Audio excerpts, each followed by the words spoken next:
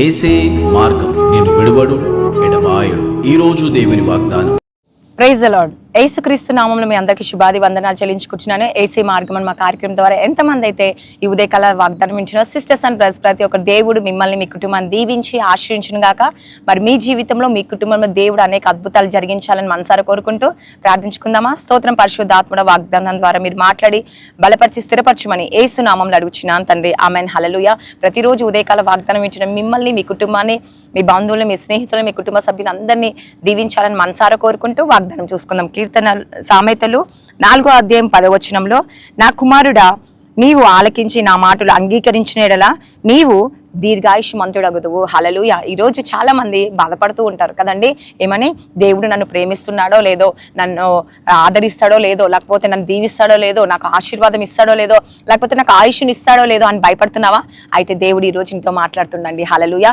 నా కుమారి, నా కుమారుడా, దిగులు చెందకు, భయపడకు. ఈ రోజు నేను ప్రతి విషయంలో నీకు సహకరించబోతున్నా, నీ సమస్యల నుంచి విడిపించిపోతున్నాను దేవుడు సెలవిస్తున్నా. అందుకే చూడండి ఎంత చక్కగా దేవుని దృష్టిలో నా కుమారుడా అన్న, కుమార్తె అన్న ఒక్కటే అండి. అంటే దేవుడు ప్రతి ఒక్కరిని సమానంగా చూస్తూ ఉంటాడు కదండి. ఈ రోజు మనము చాలా మంది ఎలా ఉంటామండి, ఇచ్చే వారిని ఒక రకంగా, ఇయ్యని వారిని ఒక రకంగా చూస్తాం. కానీ దేవుని ప్రేమ ఎలాంటిదంటే సమానమైన ప్రేమ అండి. హల్లెలూయా. ఆ ఒక ప్రేమ నీకు చూపిస్తున్నానండి. ఈ రోజు ఏమంటుండు?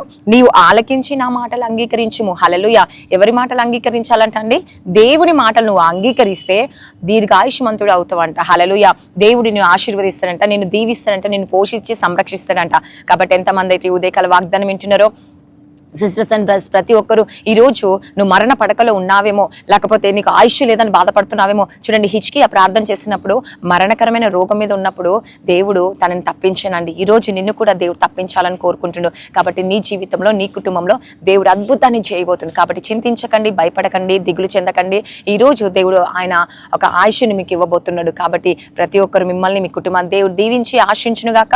మరి దీర్ఘాయుష్తో మిమ్మల్ని నింపాలని మనసారా కోరుకుంటూ ఈ వాక్యం దీవించి ఆశించును గాక. ఆమెన్. కళ్ళు మూసుకొని ప్రార్థన చేసుకుందామా. స్తోత్రం. పరిశుద్ధ ఆత్మడ యేసు ప్రభువా, ఈ రోజు ఈ ఉదయకాల వాగ్దానం ద్వారా ఎంతమంది జీవితంలో అయితే నేను మార్పులు నైనా రాకుండా ఉన్నాయో, ఈ రోజు వారి జీవితంలో మార్పు వచ్చునుగా యేసు ప్రభువా, మీరే కార్యం చేయండి. ఎంతమంది ఈ రోజు బర్త్డేస్, మ్యారేజ్ డే జరుపుకుంటున్నారో వారి జీవితంలో, వారి కుటుంబంలో గొప్ప అద్భుతం జరిగించండి, గొప్ప ఆశ్చర్యం జరిగించండి, మేలు జరిగించండి యేసయ్యా. ఆశీర్వదించండి యేసయ్యా. వారికి ఉన్న సమస్యలు, వారికి ఉన్న బంధకాలు తొలగిపోనుగా యేసయ్యా. వారి జీవితంలో, వారి కుటుంబంలో అనేక మేలులతో నింపండి, అనేక ఆశీర్వాదాలతో నింపండి. దేవా, మీరే సహాయం చేసి అద్భుతాన్ని, ఆశ్చర్యం, మేలు జరిగించి ప్రతి చీకటి శక్తులు, అంధకార శక్తుల నుంచి విడిపించండి యేసయ్యా. దేవా, మీరే కార్యం జరిగించండి యేసు ప్రభువా.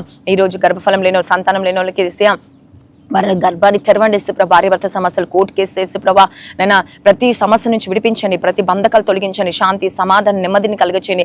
జాబ్స్ లేని వరకు, మ్యారేజ్ కానీ, లైఫ్ సెటిల్ కానీ, ప్రమోషన్ కొరకు వెయిట్ చేస్తున్న ప్రతి ఒక్క విషయంలో మీరు కార్యాలు జరిగించండి. అద్భుతాన్ని, ఆశ్చర్యం, మేలు జరిగించి వారి కుటుంబంలో, వారి జీవితంలో అనేక మేలులతో నింపండి యేసయ్యా. అనేక ఆశీర్వాదాలతో నింపండి. మీరే కార్యాలు జరిగించి శాంతి, సమాధానం, నెమ్మదిని కలిగచేయండి యేసయ్యా. వారి జీవితంలో, వారి కుటుంబంలో అనేక దీవెనలతో నింపమని నజరేయుడైన యేసుక్రీస్తు నామంలో అడుగుచున్నాను తండ్రి. Amen. God bless you. Praise the Lord అందరికీ.